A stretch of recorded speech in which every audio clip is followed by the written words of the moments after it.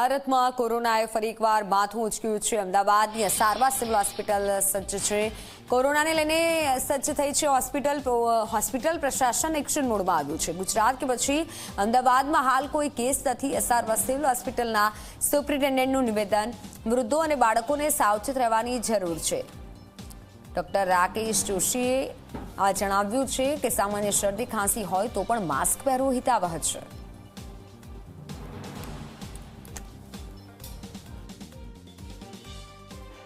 પહેલાં જેવું હવે ગભરાવાની જરૂર નથી, પરંતુ ડેફિનેટલી જ્યારે આજે પણ ન્યૂઝમાં ક્યાંક છે કે કેસીસ દેખાઈ રહ્યા છે, તો આપણે સતર્કતા ચોક્કસથી રાખીશું। ખાસ કરીને જે વલ્નરેબલ પોપ્યુલેશન છે, જેની ઇમ્યુનિટી લો છે, એવા બધા જ લોકોએ ખાસ ધ્યાન રાખે અને જ્યાં ભીડભાડમાં જરૂરી એવી જગ્યા પર જઈએ ત્યારે આપણે માસ્ક પહેરવાનું એક ટેવ જ પાડી દઈએ, કદાચ એવું કહીશું।